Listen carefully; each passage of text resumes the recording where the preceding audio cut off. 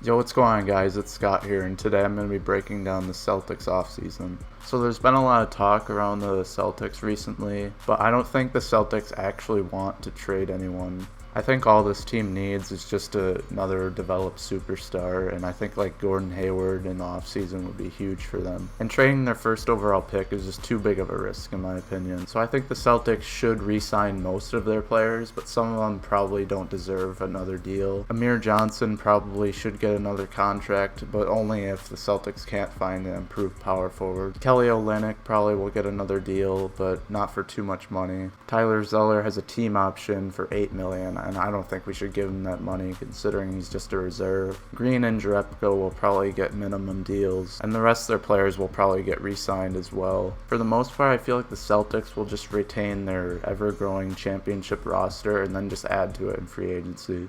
Even though I feel like this team is probably one or two superstars away from a championship, I don't think they're actually going to make any moves. So looking at the draft, obviously Markelle Fultz is first overall pick in many people's eyes. I think the Celtics will take him. They probably won't trade him right away, but if they feel like they need to, then they might just trade for Jimmy Butler and use him in the trade. The Celtics also have some second round picks, but I don't think these picks are very important considering the players they pick will probably not even get a contract. Alright, we finished the draft. I didn't show you who I was deciding on picking because I'm not going to sign these guys anyway. For the team options, I'm only signing Smart and Rozier, and then I'm probably just going to wait on signing Young and Mickey, and then obviously I'm not going to re-sign Zeller. I'm giving Olynyk $4 million a year because I think he's a decent role player for the Celtics right now. I think I might just re-sign Amir Johnson now because his contract is actually pretty cheap.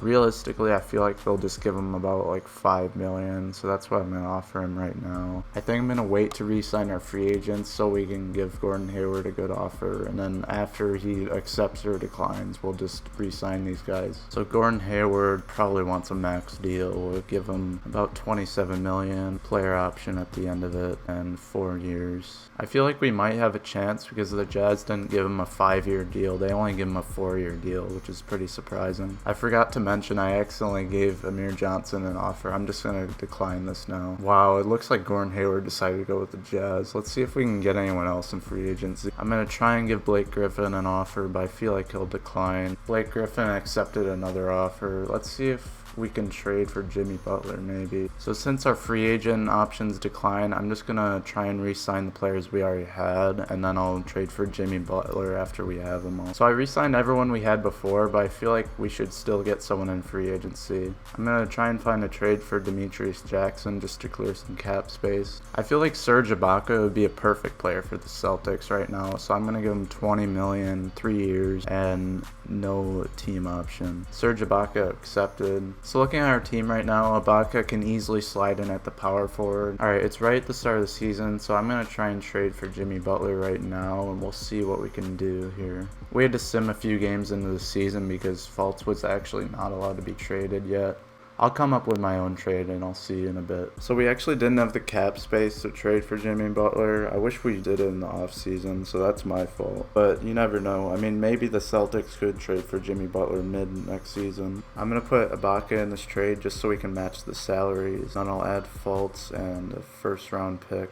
Well, the Bulls aren't accepting anything for pretty much every asset we can offer. It looks like we couldn't get Jimmy Butler, but I mean, we did get Ibaka over free agency. I mean, this thing, even though they have the assets, they still might not be able to bring in a superstar because teams just won't accept trades or players just don't want to play for them. Either way, I still think the Celtics are in really good hands and their owner knows what he's doing. Over the coming seasons, they will be winning a championship. It just depends on how long and when that will happen. But thank you guys so much for watching, and I'll see you in the next one.